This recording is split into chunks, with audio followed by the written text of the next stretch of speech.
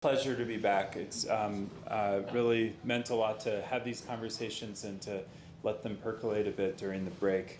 And the evening that we have here for y'all, I think, is going to be really extraordinary. I'll just say that encountering the work of our speaker tonight, Glen Weyl, has had a huge impact on me. I first encountered it through his book, Radical Markets, which is a really ingenious work exploring strategies for using markets in radically different ways than we are used to seeing them, and exploring how some of the deepest social problems and economic problems in our society could be addressed with really transforming the kind of the economic and structural designs of our society. And the book is full of unlocks, and it kind of invites this radical thinking that extended much more beyond the book. I had the opportunity to then go to the first conference of one of Glen's organizations, Radical Exchange, in Detroit.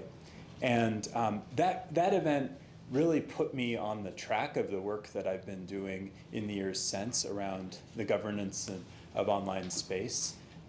Just because it continued that work of the book, of asking, what really could we consider doing? What if we were to reorganize our social arrangements, what is possible? What options are we not allowing ourselves to think of? And it attracted just an incredible range of people, including, for instance, the Thiel fellow, Ethereum founder Vitalik Buterin, as well as Boots Riley, the hip hop artist and actor and producer and socialist activist. And that just exemplified the way in which Glen is always open to a wide-ranging set of conversations. In his research, he's developed and popularized ideas around quadratic voting and quadratic funding that have influenced, for instance, the design of the Boulder-based blockchain public goods funding project, Gitcoin. Is Kevin still here?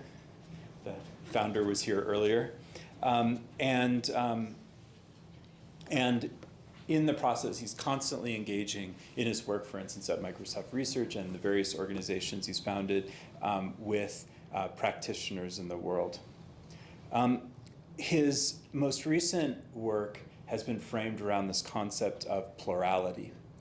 That's the topic of this book that he's co-authored with the extraordinary Audrey Tang, as well as a cluster of contributors who participated in co-authoring the book, which is available open source on GitHub, and people could submit additions and changes.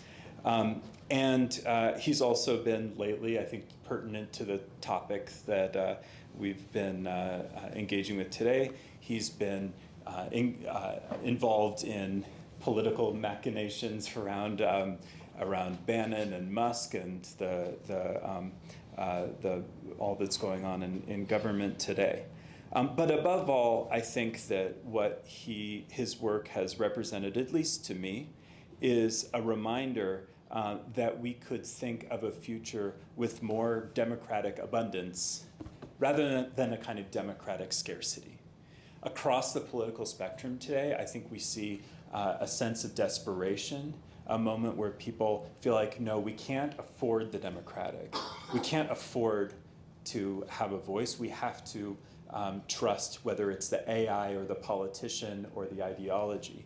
And Glen's work has consistently insisted, at least to me, that we can do better. And he not only imagines those possibilities, but works very concertedly to put them into practice. So please join me in welcoming Glen Weyl. He'll give a talk, and then we'll have a conversation, and then we'll open that conversation up. Go ahead.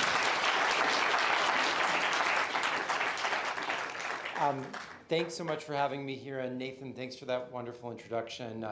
As I'm sure you gathered, Nathan has been for almost a decade now one of my primary interlocutors, and like many such people, that began with him writing a fairly critical review of our book. Many of my strongest relationships have begun in debate. Danielle Allen first brought me to the Institute for Advanced Study to basically rake me over the coals for something I'd written, and she's now become one of my closest collaborators. So I really appreciate that kind of adversarial collaboration, and hopefully we'll get some of that here. So I look forward to critical questions. This book, this is the physical version of it, it was a collaboration with Audrey Tong, who's someone who's really transformed my life, but also with dozens of people around the world. This book came out just at the same time that you guys were starting to plan this conference. And at that time, the book was kind of weird, and your conference was kind of weird. Counterculture, like it was all these who are these, neo-reactionary people, or what? It was all this really bizarre stuff. And now, it's kind of bizarre again, but for the opposite reason. It's all over the news, right?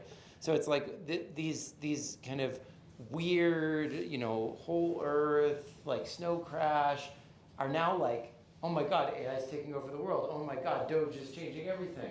Oh my God, these crazy ideas that are in video games are on Japanese national television is the way that is transforming Japanese politics. So this stuff has gone from kind of wacky very, very rapidly to the stuff you have to read about in the newspapers, not because you want to, because it's you just can't avoid it. I think that this question of tech counterculture and kind of the way in which the tech ethos is kind of taking over all of our lives really raises the question of the way in which tech is in conflict with a lot of our most sacred values. So what do we mean by our most sacred values? Well, I think they've got a nice little phrase they use in the UK: God, King, and Country, right? I guess that doesn't quite work here, though maybe not for long. But at least for now, God, King, and Country doesn't work. So now I guess we would say God, the Constitution, and country. And I think in each of these three areas, we've really seen this kind of deep tension between the perspective of the tech world and the perspective of the society that it supposedly serves. So you've seen technology really not, both in the way that it's created and the way that it reflects the world back to us, incorporating the perspectives of a world where 85% of people identify with a major religion. Silicon Valley is a place where me, as basically a secular Jew who wears a kippah on, for Shabbat, I'm in the 90th percentile of outward religious observance in my workplace. In terms of democracy and the Constitution, the tech world is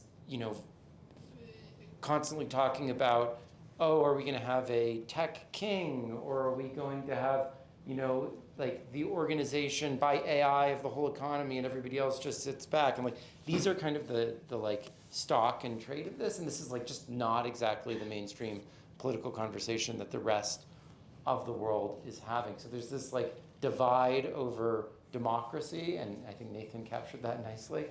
And then also the imagination of the nation state in the tech world is are we gonna have the network state where we have 1,000 little charter cities and floating islands or whatever, or are we gonna have one global government so that so that AI doesn't eat us all or something like that? And that's the imagination, and the notion of the nation state and patriotism, that's just not really in the matrix of stuff that comes up in the tech world. So there's this these real divides. And the thing that's really fascinating is that's a feature of the tech world in the West, but it just isn't in the East.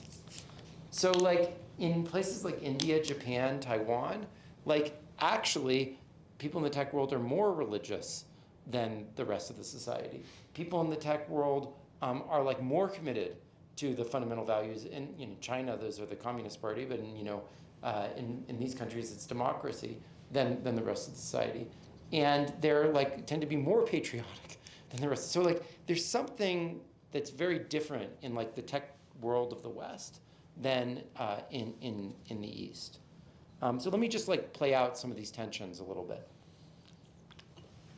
So I grew up in Silicon Valley. I was very involved in politics from an early age. So from the age of about 7, I was actually in the newspapers for my political engagement, and both my parents were tech CEOs. And I grew up living and breathing this intersection of technology and politics, and I do not remember a single time during the decades that I've been involved in the intersection of technology and politics where there was a space for talking about faith or religion in either the political or the tech conversation that was going on in that space. Instead, everything was neo-atheism. It was exactly how intolerant or hateful you are towards people of faith, not a question of whether that would actually be part of the design. And in fact, this gets reflected in popular culture. Some of you have probably seen Silicon Valley. There's this whole thing about someone being in the closet for being Christian, and it definitely is a not safe for work thing to bring in faith in the tech world. And then on the other hand, it's totally fine to be kind of going crazy, adulatory, talking about AI as God. That's totally cool. But actually talking about Christianity or Hinduism or Islam or just normal religion is just not. But on the other hand, I think a lot of people in the tech world also feel under assault from religion. They feel religion is all about shutting down biological research, shutting down science. There's this tension between the two sides. Similarly, in democracy, so democracies feel under assault from the tech world. They feel it fuels polarization, disinformation, and sort of tears apart the democratic fabric. And the tech world feels all they get back from democratic governments is how awful tech is, how much it's screwing things up, how much it should be regulated. Government, which used to make massive investments in developing digital technology, has been gradually declining in their investment, and now even more rapidly declining in the last several months, while authoritarian regimes are making these massive investments in smart cities, in AI models, et cetera. So again, on both sides, there's this tension between democratic systems and technology. And similarly, between the nation state and technology. So you'll hear tomorrow about the network state, I assume, from Balaji Srinivasan, but this is an idea, and there's part of a cluster of ideas that basically nation states are dying. We're going to replace them with these sort of little tech fief sovereignty things that are going to be run by some CEO. Then on the other hand, you've got a big discourse about AI is going to eat the world. The only way to solve this is to have global government that just controls the AI, and anything else which is going to be human extinction. And there's kind of an assumption that of course there should be open borders, or we should be at least able to get talent from wherever we want. And on the other hand, the tech world feels the nation state is creating the splinter net, it's destroying the internet, it's siloing data and undermining the potential of tech, and it's killing off our ability to get the obvious thing that we should have, which is global talent and whatever. So again, nationality, there's this extreme tension. And I want to argue that this arises to a significant extent because the dominant ideologies for technology today are just fundamentally inconsistent with democracy, nations, and religion. These are well captured in the game Civilization 6, one of my favorites. Civilization 6 has future ideologies, and there are 3 choices. There's synthetic technocracy, corporate libertarianism, and digital democracy. And that game very much developed in conversation, I think, with a lot of these ideas. So it kind of does a nice job reflecting the way that those conversations were evolving. So like synthetic technocracy, this is like, sit back, relax, AI is going to do it all for you. There was a guy who ran for student body president when I was in undergraduate, and he said, keep the good stuff rolling and the good times flowing. Sorry, the good times rolling and the good stuff flowing. Well, all the hard work is done by, his name was Spolin. So all hard work is done by Spolin. So that's kind of the attitude. It's like, sit back, we got this. You're going to get lots of stuff. AI will do it all. You don't need to worry about that. Just enjoy yourself, and you'll get a universal basic, joint, and everything's good. And this is very much associated with like AI and like Reid Hoffman, Sam Altman, et cetera. And this is like very much does not have a place for countries, because it's like world government's going to do this for you. It doesn't have a place for democracy, because like, why would you worry about like voting or like controlling your own fate? Like just enjoy it, And it doesn't have a space for religion, because AI is God in this space, The other extreme is corporate libertarianism. And you'll hear this perspective from biology very much tomorrow. This is like, I want mine, let me control privacy, protect me, don't constrain technology at all, let her rip, the individual is sovereign, or maybe we'll get these little clusters away from everyone else. And again, this is very much like not a democratic vision. There is no role for government at all in this. How could there be democracies? There's no collective organization. No role for nation states, because we're going to have our own little sovereignties.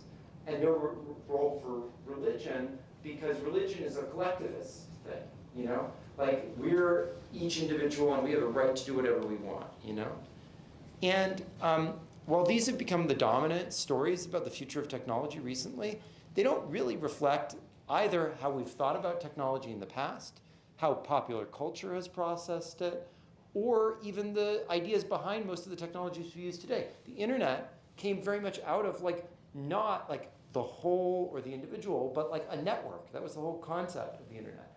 And those things were reflected in things like Star Trek, which had very much this sort of like democratic, different types of people coming together vision. This is the idea that Audrey has really been about, is like, how do we take that thing that's fallen out and like really make it play at a society-wide level?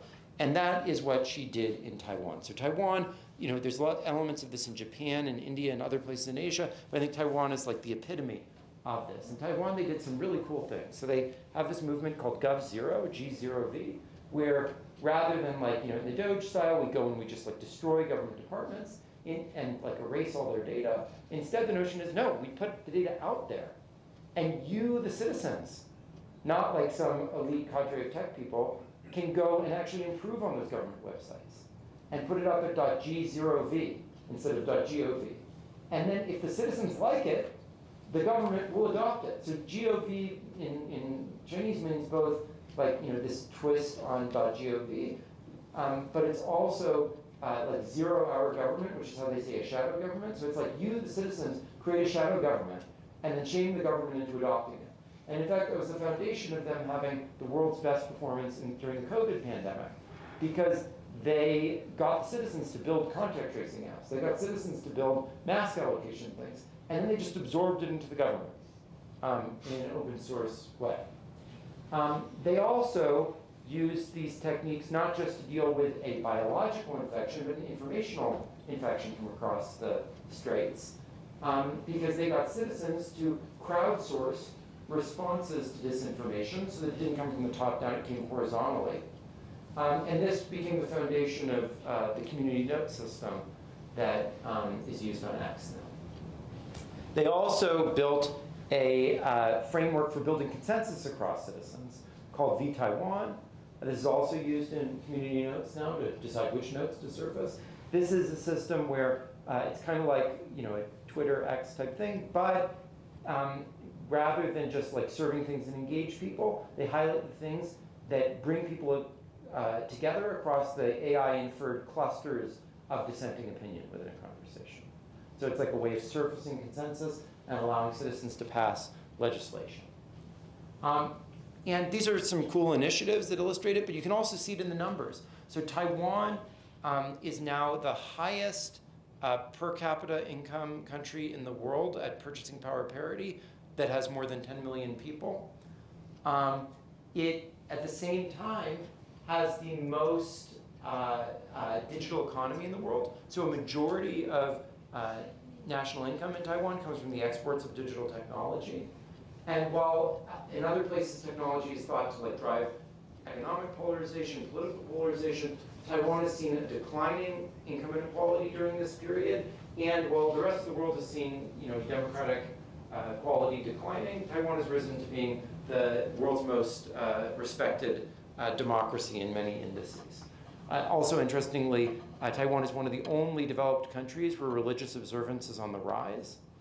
And it, as I'll talk about in the next page, it's also the most religiously diverse developed country other than Singapore. But, a lot of people, the first reaction they have to this is, well, it's like a little island with a bunch of like slanty-eyed, Asian people. And so of course they all get along with each other and like, it's all cooperative. But in fact, like it couldn't be further from the case. So a decade ago when this all started, Taiwan did not have a 3-hour-long occupation of their national legislature. They had a 3-week-long occupation of their national legislature. And confidence in the government at the time was at 9%, well below where it's ever reached in the US. And even a decade later, when I went to the rallies for the parties that were contesting the election, the ruling party did not have a single national flag. So the ruling party of Taiwan does not recognize the national flag or the name of the country, which is the Republic of China. And the opposition party were all waving them. So you think we have divides here. What if the Republicans were waving the Union Jack and the Democrats were waving the Stars and Stripes? That's what Taiwan is like. It's also the second most religiously diverse country in the world. It has basically like 5 major religions that have about equal numbers of people adhering to them. And yet they have increasing religious observance. It also has one of the most crazy and complicated ethnic histories of any place in the world, because it was only occupied by Polynesians until 1600. It was then colonized by 2 different European powers in succession. Then the Chinese showed up and ruled it for 200 years. And then the Japanese took over from them and ruled it for 50 years. And now for the last 70 years, it's been in like some crazy, ambiguous, like who even knows what this place is situation.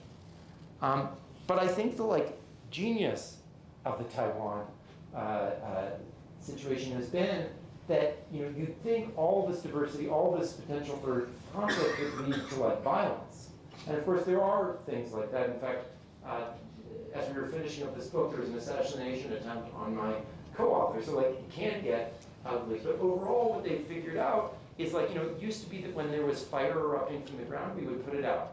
And now we drill for oil, right? And in the same way, they figured out how to harness that diversity for social progress. And to just give you a feeling for this, I want to show you a video.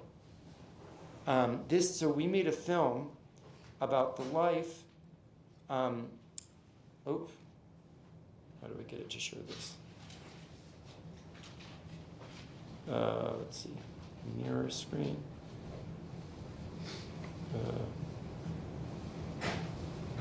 Stop extending, let's see.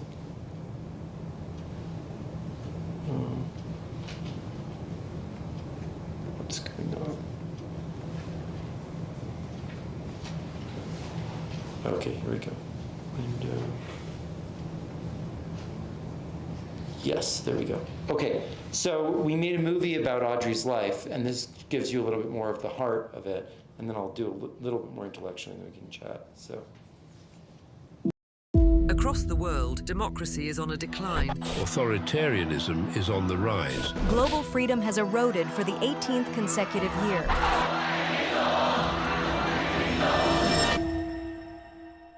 Audrey Tong, what is your greatest hope for democracy across the globe? That people see democracy as a social technology, something that people can construct together, that they can improve in the here and now. We can code up political systems.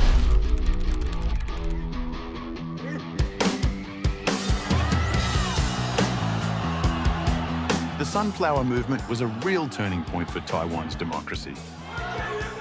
When the Sunflower Movement happened, I said to my colleague, I have to leave now. Democracy needs me. I brought a very long cable for internet connection. I live streamed through Twitter. Everybody saw it is possible for democracy to evolve, to come up with novel policies simply by asking the people, what should we do together?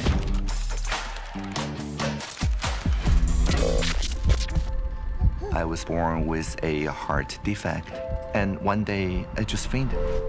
I woke up in a hospital, and they told me the hole in my heart has grown. I could die. This awareness that everything can be reset tomorrow reminds me of Taiwanese democracy. We can't lose our democracy just with a couple missiles. I think there's a lot that the world can learn from Taiwan. The US is running on a 250-year-old operating system. There is a strong desire to move beyond this and properly rethink from first principles. What would democracy in the 21st century actually look like? We can make the government more open to the public. It'll be easier for people to access the data, to analyze it, transparency. Audrey has created the opportunity to make Taiwan the most exciting constitutional democracy in the world. I think it's a very critical moment. China really wants to invade Taiwan. 祖国统一是历史必然. You're sitting on a place that is the flashpoint if there's going to be World War III. And yet there's calm in the eye of the hurricane. And that calm, I think, emanates from all that Audrey's done. We can become co-creators of our democratic system, reconfiguring society in a way that is more transparent, more inclusive, more fair. Okay, I think that's a good stopping point. Why don't we chat now?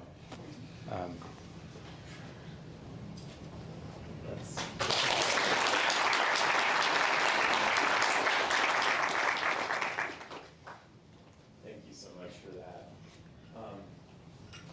One question that I've been asking people a lot lately is, it's kind of an uncomfortable question from DC. I'm seeing a lot of, what would you doge? What I mean by that is we're seeing right now a willingness to really reshape and reinterpret the Constitution. To reassert executive power in a way that it hasn't been asserted in a really long time. To rethink some of the basic, if not rewriting, the Constitution itself, but rethinking interpretation of it. And one response to that, could be a reaction. Another response could be, okay, how might you reimagine the kind of foundations of our society? Yeah, I guess one thing I might imagine is, what if we had a fourth branch of government? And that fourth branch of government was to generate new ways of democratic input. So it could do citizens' assemblies on contentious social issues, and then Congress would have to be accountable to that. It could bubble up, like the Taiwanese did, these consensus-driven citizens petitions. I know the White House tried to do that. They just did a simple mechanism where they just had a petition, but they didn't try to build consensus, so there was actually social agreement around that, and then they could force Congress towards doing it. They could propose new rules for Congress. So one idea I have bandied about, and there's different ways of doing it, is what if to pass a bill with just one party supporting it, you needed a big supermajority. But if you had equal numbers from each party, then you could just do 50%. So that would be, and then you can actually even more dynamic versions of that, where well, then there's new coalitions, cross parties that form, but then you break those up too. So like basically anyone who was able to like form coalitions with whoever they had least coalition before would be the most powerful person. Right, and this is an example of the kind of bridging system, for instance, that we see, Exactly. that you referred to as. So what instead of Doge, we had like something that was about, and this was really what Audrey was, like new ways of giving power to the citizens, because like, why should it just be legislative, executive, and courts? Like, those are things. But there's so many other things we could do. So what if you have another one that's about generating new things like that? And in fact, they have 5 branches of government in Taiwan officially. So there's no reason there has to be 3. Are there any other things around the world that you want to point us to? Ways in which people are advancing a kind of renegade futurism for democracy that those of us in the United States are not seeing? The Japanese system is way more interesting actually than Taiwan now. I would say that Japan is now the leader. And a few examples of the cool things they're doing is the average Japanese has participated in 1 citizens' assembly during their life. So they just institutionalized citizens' assembly for all kinds of things. And so just as a note for that, a citizen assembly, right, is a situation where you have a kind of randomly selected group of citizens who come together to deliberate on a particular issue. Maybe they have some power over that. Usually it's a recommendation. And actually Boulder right now is undertaking its first citizen assembly around its general city plan. So this is a really exciting moment. Also, Fort Collins is doing an assembly in a couple of weeks. So this is happening here. Well, and speaking of the general, just catching up. Thinking about the general plan, so there's something called future design councils as well in Japan that they've institutionalized. Every municipality has one of these. And they do a combination of randomly selecting people, and those people get paid, and then other people can just opt in to participate. And all of the long-term plans for the city are set by these future design councils. And then that becomes something that no matter who gets elected, they have to build towards. So that's another really interesting institution. Another one that is maybe even more exciting, and the way that they're instituting this future design council in the Tokyo city, the person who's in charge of the 2050 Tokyo regional plan is this guy, Ano Takahiro, who is a science fiction writer, a 33-year-old science fiction writer, now 34 years old, who read our book as we were writing it. He participated in the process, and then all the Japanese people involved in the book dropped out right as soon as we published the book, and they said, we're going to run for office. They ran for the governorship of the Tokyo region. No one had ever gotten more than 10,000 votes who didn't have a political organization. No one had ever gotten more than 10,000 votes who was under the age of 40. No one had ever gotten more than 10,000 votes who did not, who had never run before. And this guy blasted through all those, got 3% of the vote, 150,000 votes. He only announced 1 month before his platform was crowdsourced on an open source platform using an AI interaction modality that told people the way the conversation was going. And everyone noticed this. And so now all the political parties, all the top 5 political parties have agreed to use this in the process of them forming their policies. When I go to Japan in a couple of weeks, we're giving like a seminar for all of them on using these things. And he's running the 2050 Tokyo plan, and they have a National Museum of Emerging Technology that is like setting up a interactive exhibit where you can, in person, see this all happen as well. So just before I open it up a bit more, I wanted to bring up one more thing, which is, you mentioned earlier that you're involved in corralling religious leaders and voices around AI. Yeah. I'm curious about why you, sitting at Microsoft Research, which is tied to a company that is one of the major deployers and participants in this ecosystem, see that this is a space to be looking to, these are voices to be hearing. Well, so I think that along every dimension, ranging from the epistemological, the ethical, the organizational, et cetera, geopolitical, Silicon Valley needs to find God. I really think this is like one of the central things that is missing from the tech world. So I'll give you a couple of examples of this. First, it's much harder in secular scientific language to express the things that I believe in for the direction of technology And it's much easier in religious language. To do it in secular language, you have to talk about complexity science and whatever, and it's much easier for someone just to be like, I'm gonna have a big AI and it's gonna do everything for you. Like, that's much easier to understand, if you're just like a materialist. But, if you just look at the Bible, it's much easier to say. You say, like, look, we were told not to make idols. So, like, why are we making a greater than human-made intelligence? And, we were told to love our neighbors as ourselves and to be peacemakers. So why aren't we using these tools to bring people together, to work together across their differences? It's much easier to explain in those terms. It's much easier to explain in Shinto terms, in Taoist terms. Much harder in reductionist scientific terms. Easy in complexity science terms, but harder in reductionist scientific terms. So epistemologically, it's really valuable. But also geopolitically, if we're in a tech standards war with China, fighting it on the grounds of like, well, we won't surveil you and they will, or like democracy. These are just not things that resonate with people in the developing world. But if the atheist Chinese are going to treat us like the Uyghurs, that resonates with people. And so I think we need to embrace that. And if you want to talk about inclusion and participation, faith is both, I think, the most excluded dimension in Silicon Valley, and one of the only ones that correlates with almost all the other dimensions. Because women, people of color, people from the global south, all of these people are much more observant than our white men. So for all of these reasons, and many more, I really think that like religion and faith are the key missing element in the tech world today. All right, we've got some questions coming. Yeah. Well, this was awesome, first of all, so thank you, this has been great. I have a question about incentives. Yeah. Because this fourth branch sounds great. I would love to see parliamentary democracy. I would rank choice voting totally on board. But what incentive do the parties have to embrace this, right? I mean, we live in a world where they have to agree, and everyone thinks, oh yeah, campaign finance reform sounds like a great thing. No one's going to commit to it. Japan has really large problem with voter apathy. Right, they continue to have low voter turnout. So they're doing all these cool things, but who's actually engaging with them?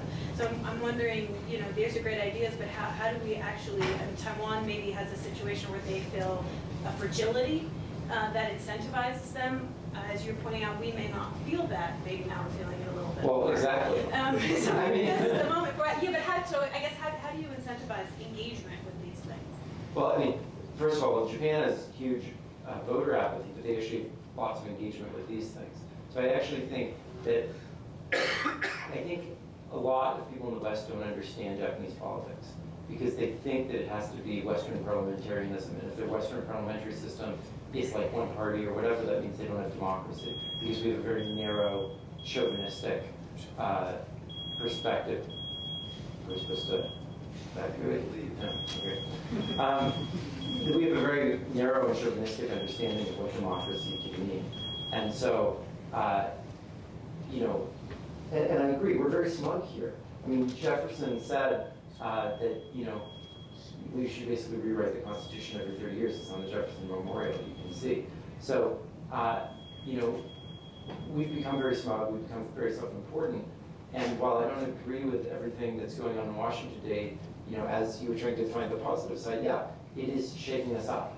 It's making us think that maybe this isn't something that people are willing to put up with and stick with for forever. And so I think there's a big opening to show an alternative, to show a better way of doing things. And people in Massachusetts are trying to do that. People here in Colorado have tried to do that in some ways. So I do think it's a moment to make a push on those things and to say, yeah, we do need a tech future, but we don't need a tech future that takes all the voice away from us, or that just, like the optimists say you'll like what you'll get, or the pessimists say you won't like it. Instead, but puts the hands on the steering wheel and empowers us to shape that future. What he's referring to in Colorado, I think, is when some years ago the state legislature used quadratic. Yeah, you're also doing the citizens assemblies, like you were saying, right? But I just want to make sure we acknowledge that the state legislature has been using Glen's ideas. Yeah. So, in the back. So we were talking about the really abstract stuff earlier before your talk, and on that theme, I'd like to talk about metro districts and homeowners associations. Yeah. Because a lot of this stuff is just, frankly, really, I mean, you're talking on the scale of nations, right now, and even Fort Collins and cities and so forth. I can barely get, I'm on the board of my metro district. It's costing me $50,000 to run an election for 700 homes, which is absolutely absurd. And the budget for that metro district annually is $250,000. Yeah. So, which, I mean, just run the math on that for everybody.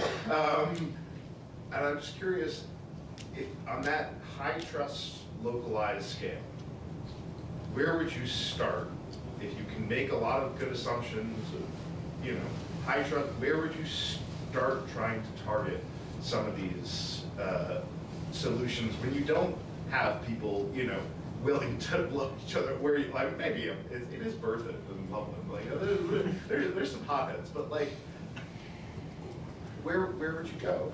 When you have that assumption of trust, if you wanted to start, as we were talking about before, increasing the cycle time, what would be your case? I mean, a very simple thing to do is just use poll lists, which is this platform they use in Taiwan to like deliberate on issues to figure out what the texture of things are.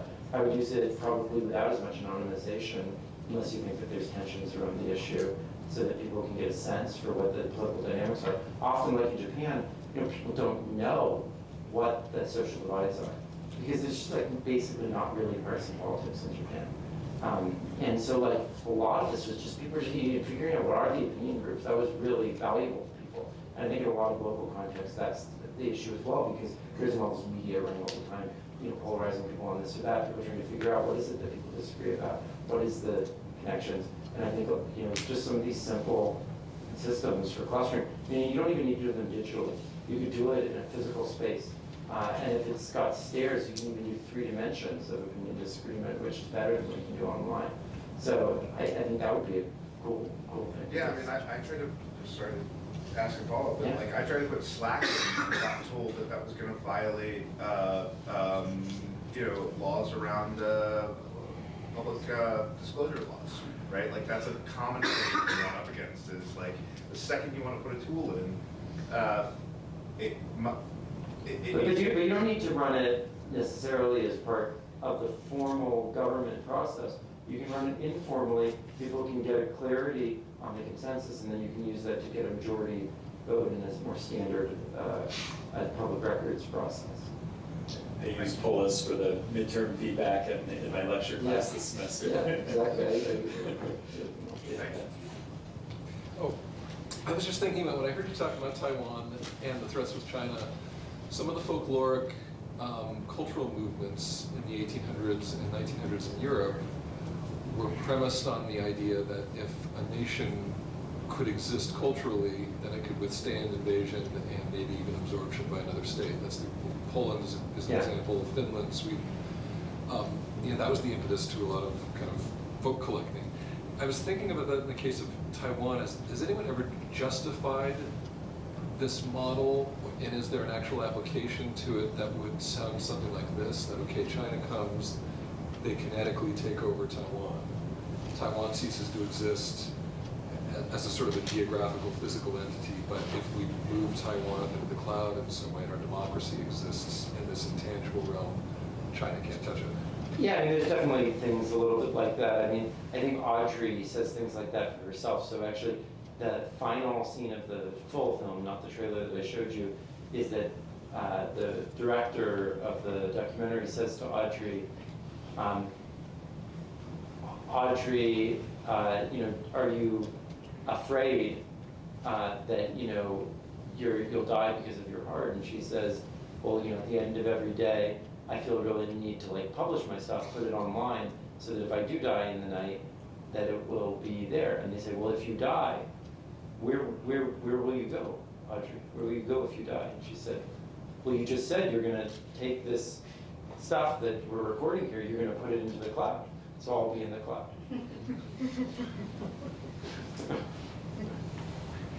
I'm curious to talk a little bit more about how you think about integrating religion into Silicon Valley. Yeah. To me, it seems like there's this fundamental philosophical tension between, on the one hand, in Silicon Valley, us, and like as humans, we have the ability to build anything, to master our environment, kind of ourselves, nearly viewing ourselves as gods. Whereas with religion, saying, okay, we as humans have the humility to submit ourselves to God, to nature, in a way that could even start to slow down and just kind of pause technology in pursuit of something different. And that would start to kind of provide this check to even how we think about innovation in the view of maybe there's something that we should be driving towards. I don't think we need to use tools for mastery. I think we can use tools for wonder. One vision of progress or pursuing truth is that we're sitting on the surface of a sphere and it's covered in dirt. And we're going to throw out the dirt until we get down to the nugget of truth and throw away falsehood, leave the nugget of truth. Another vision is that we're on the surface of a sphere and we're planting trees. And as the trees grow up and out, there's more and more space for them to grow into. And actually the problem is that they get so far apart from each other that we need to make sure that there's connections so bees can cross-pollinate so they can continue to grow up further, right? And so, if rather than getting mastery, if rather than getting AGI, we are exploring, we are seeing what God has, that we're getting away from the cynicism that can come with thinking we've seen it all and getting to things we can't imagine and we can't understand, and finding greater humility in that. I think that's a way to approach technical progress as well. And I think many different religious traditions can give us elements of that. Shinto is one that I don't know that much about, but I've been learning more about, and it shares a lot with other animist traditions. But it really sees there being a soul in everything. And so it thinks this binary of like, is AI, does it have a soul or not? Is it, sentient? It just sees that as silly. The seed has a soul, the spoon has a soul. In fact, that goes to this question of why is it not an honorable way to kill someone? It had very much to do with like, where is the spirit in the weapon? The spirit in my relation to the other person, even if I do kill them. So I think religion has a lot to inspire in us and a lot to do to guide our attitudes.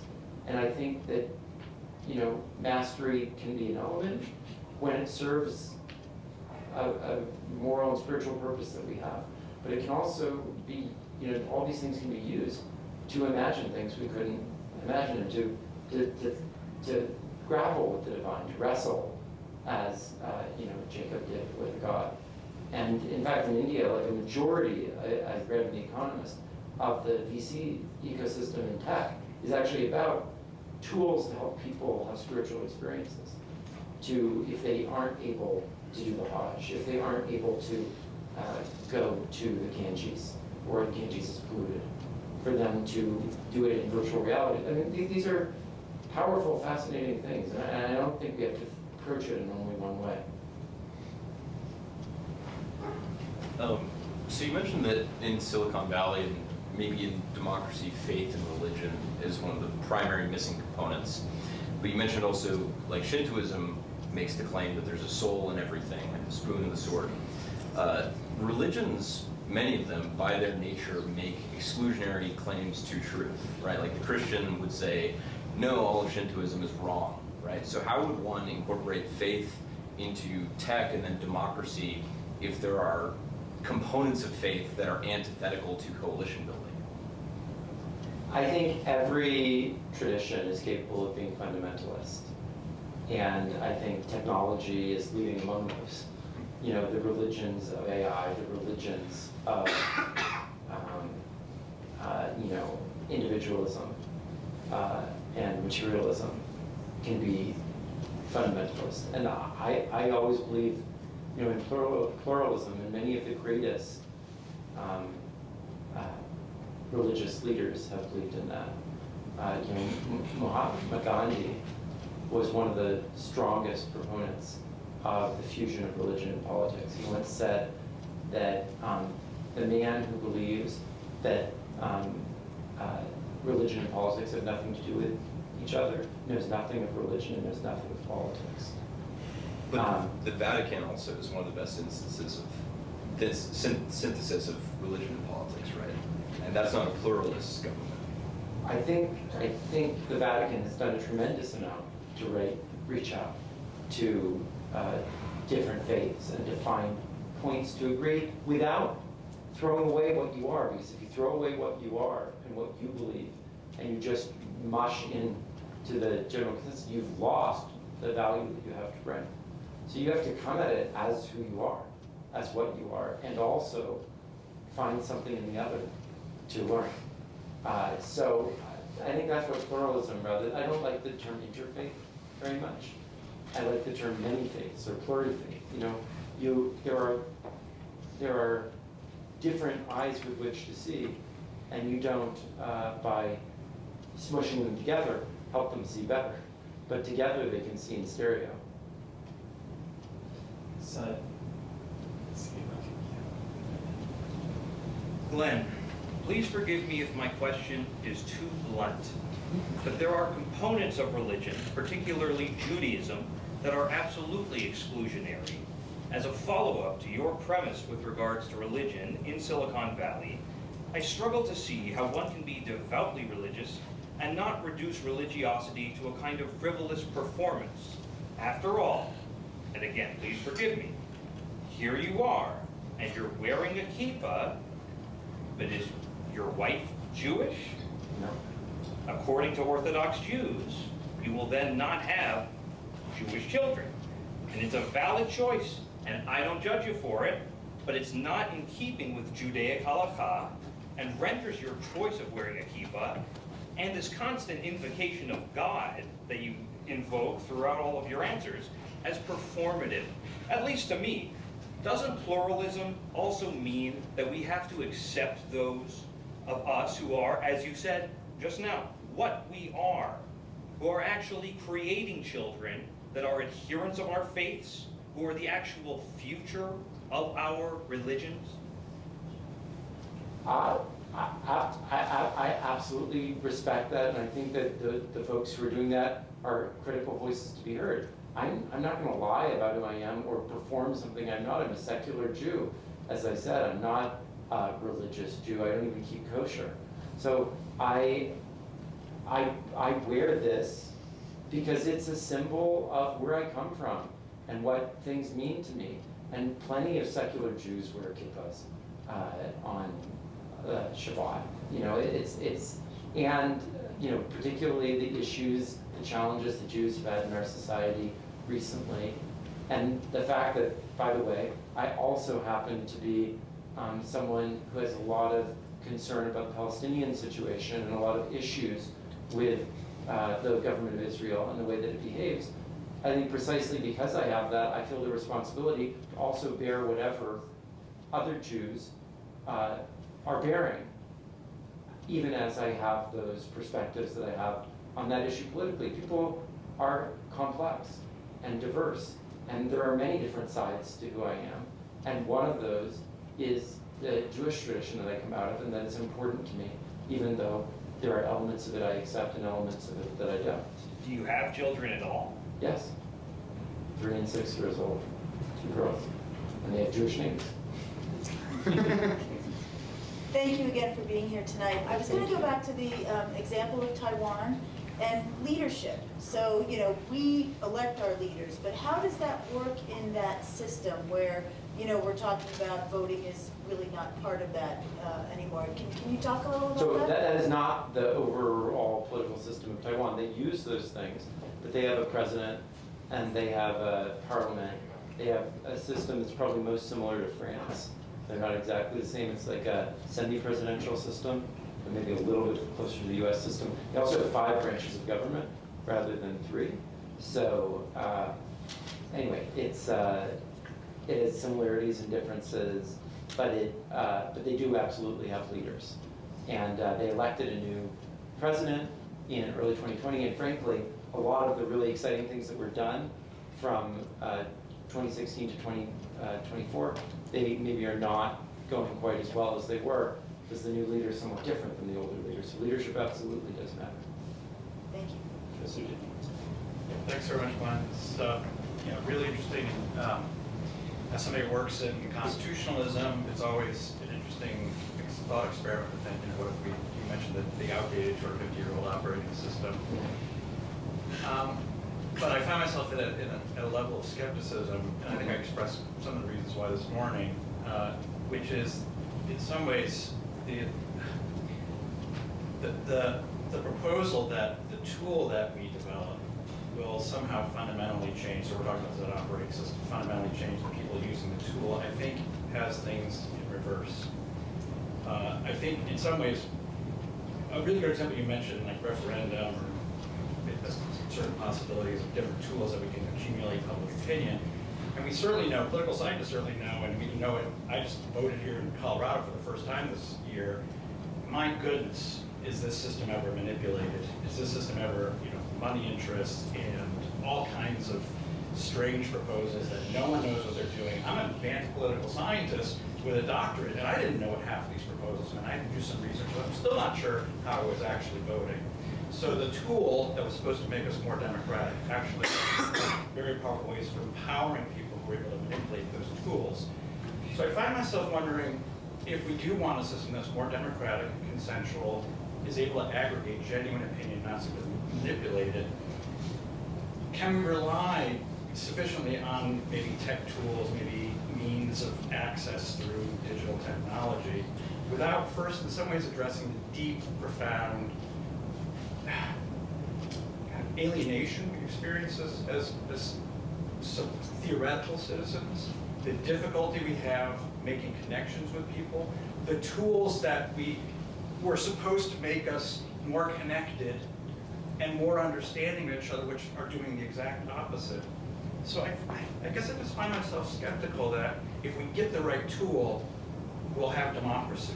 Whereas I think we first need to be Democrats, I mean small d Democrats. We need to be citizens, and then we can use those tools as citizens. And I'm not proposing that I have the answer to that. Yeah, I mean, I think I would take you back to your own statement this morning, which is to say that techne, the original techne is culture. Which made me wonder whether you could use Taiwan. I know you said it's I don't think these things are separate. I think the attempt to separate the tools from the culture is exactly the problem. I'll give the illustration of John Dewey, who's one of my favorite thinkers. My most hated. I don't know. Yeah. I love Dewey's thought, and Dewey argues that technology, or just any change in the patterns of association, necessarily means the death of democracy. Always. Or the necessity of rebirthing democracy, because it changes the ways in which we're interdependent with each other. And a country is not just a democracy because those people talk to each other. It's because there's a correspondence between the things that are governing people and the things that people govern. To self-govern means that whatever is affecting our lives, we're able to collectively control. And because when pollution starts happening, when rivers start affecting, that's going to change the set of people who are being governed by some effect. And therefore, a set of people who need to form associations with each other in order to govern that thing. And that's really freaking complex. And I think Dewey was absolutely right. But I also think it's impossible. It's just not computationally possible to do those things without tools that help us figure out that all out. One example that Benjamin Braden often gives is that anyone who wants to be an environmentalist and go back to the world before technology or whatever, some extreme environment, just doesn't understand the way that climate change even came into existence as a phenomenon that we could understand. If we'd been burning all this stuff and we hadn't had digital technologies, we never would have perceived climate change as occurring. The only thing that allowed for the perception of climate change, and therefore the formation of some global conversation about it, was the tools that were detecting the statistical patterns that we otherwise would never even known were occurring. So like, I don't think we can or should separate the tools and the culture. They're inherently entangled, and in fact, it's the attempt to separate them. To treat the tool as an autonomous thing that acts on us, that's where we go wrong, I think. So, and, you know, talk about voting. You know, the notion that like these tools are some like complicated digital tool and not just like a better way to think about voting, I think actually is contravened by the most basic tenets of Catholic social law. A lot of my thinking about voting has come out of Catholic social law, which really says subsidiarity and consociationalism, which is like think about the groups that people are part of when they vote. Don't just think every one person is one vote.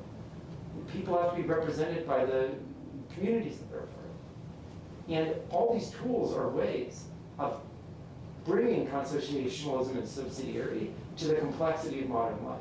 I would simply say we have to really strengthen that.